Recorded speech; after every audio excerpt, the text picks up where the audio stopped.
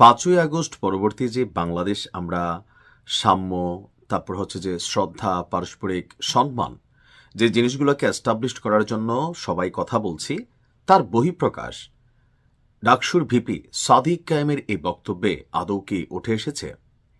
যখন ডাকসুর ভিপি নির্বাচন হয়, আমি নিজে সাদিক কায়েমের পক্ষে বেশ কয়েকটা ভিডিও বানিয়েছি, এখনো আমার চ্যানেলে আছে।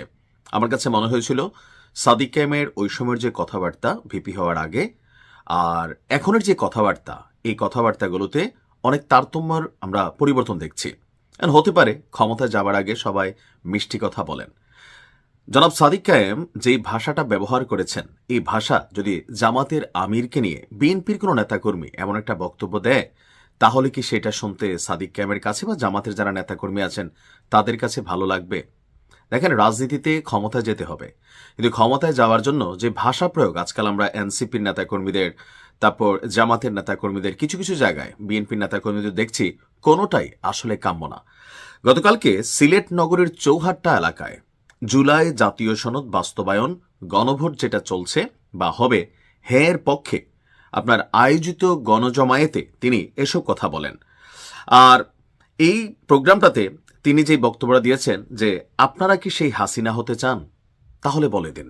এই আপনারা বলতে কিন্তু বিএনপিকে মেনশন করা হচ্ছে, যেহেতু তিনি জনাব তারেক রহমানের নাম নিয়েছেন। এখন গণভোটের বিপক্ষে কারা আছে? জনাব জিএম কাদের, তিনিও কিন্তু শক্তভাবে আছে, জাতীয় পার্টি। তো এই প্রোগ্রামের এই বক্তব্যে জাতীয় পার্টিকে কিন্তু মেনশন করা হয় নাই, অথবা জিএম কাদেরকে মেনশন করা হয় নাই, হয়েছে জনাব তারেক রহমানকে। তাহলে হাসিনাকে যেভাবে ডিল করেছি, শব্দের পরের যে অংশটা ছিল যে যেভাবে লাথি মেরে ভারত পাঠিয়ে দিয়েছি, তো এভাবে তারেক রহমানকে লাথি মেরে আপনারা যুক্তরাজ্যে পাঠাতে চান? এই কথা সাদিক কায়েমের মতন দেশের সর্বোচ্চ বিদ্যাপীঠের একজন যিনি ভিপি আছেন, তার মন্তব্য কি এমনটা হওয়া আদৌ উচিত? আমার মনে হয় সাদিক কায়েমের এই বক্তব্যের জন্য ক্ষমা চাওয়া উচিত। নয়তো আপনি আওয়ামী লীগের দোষটা কোথায় দিবেন?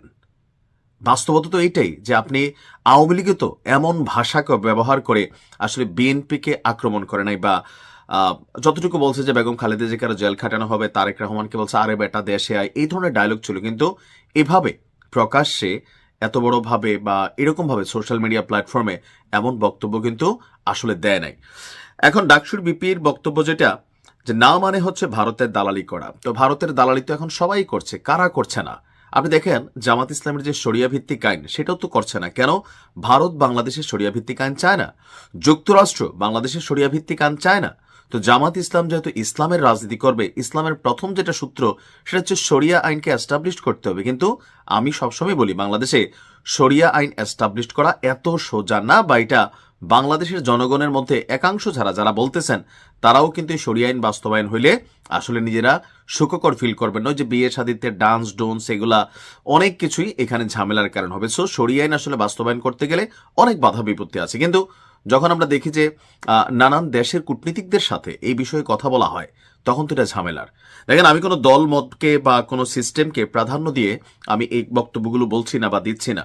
আমার প্রত্যেকটা ভিডিওতে আমি চেষ্টা করি যে রাজনৈতিক শিষ্টাচার বা রাজনৈতিক যে শালীনতা, এক দলের প্রধানকে অন্য দলের প্রধানের মাধ্যমে যে সুন্দর ভাষা প্রয়োগের বিষয় ভোট জনগণ দিবে। আপনারা এই ধরনের বাক্যে হয়তো যারা এক ধরনের উশৃঙ্খল জনগণ আছে, তারা হয়তো আপনাদের সাপোর্টাররা সাপোর্ট করবে, কিন্তু এই এক বক্তব্যে ভিপি সাদিকের এক বক্তব্যে জামাতের যে ইজ্জত ছিল আজকের দিনে, বা জামাতের যে লেভেল ছিল, অথবা সাদিক কায়েমের প্রতি যারা সমর্থন দিয়েছিলেন ডাকসুর ভিপি প্যানেলে ভিপি হওয়ার জন্য, যারা আপনার পক্ষে, আমি তো প্রচারণা করছি যে ভিপি হিসাবে খারাপ হবেন না, আপনার উত্থান নিয়ে প্লাস অনেক বক্তব্য আমরা এখানে দেখেছি। তো সেই ক্ষেত্রে আপনি যখন এমন বক্তব্য দেন, বিষয়টা অনেকের কাছেই দৃষ্টিকটু লাগে। আপনি কি বক্তব্য দিয়েছেন? নিশ্চয়ই গতকালকে বক্তব্য হয়তো স্লিপ অফ টাং দিছেন, না জোশের ঠেলায় দিছেন, বা আপনাদের মাথায় হয়তো এরকম কিছু আছে যে -2 ফর্মুলাকে আসলে হবে। দেখেন ভিপি সাদিক, আপনি বয়স অনেক ছোট, তরুণ, রক্ত টকবকে গরম, আর বক্তব্য দেওয়ার সময় এই ধরনের ভাষা প্রয়োগ আপনি অথবা আপনার মতন লেভেলে যারা আছে, অনেক পাগল ছাগল অনেক কথা বলে, আমরা এগুলোকে ধরি না, কিন্তু আপনি যখন কথা বলেন তখন পুরো বাংলাদেশ শুনে। বক্তব্য দেওয়ার সময় আপনার বক্তব্য যদি শ্রদ্ধাবোধ না থাকে, তাহলে আজকে বিএনপির নেতাকর্মী যদি একই ভাষায় ডক্টর শফিক ভাইকে আক্রমণ করে, তখন আপনার কাছে কেমন লাগবে? বা আপনারা যারা শোনার পরেও কমেন্টে ঠিক একদম সহমত এই সেই লিখছেন, আপনাদের কাছে কেমন লাগবে? সবসময় নিজের উপরে আইনা একটু ফিল করার চেষ্টা করবেন।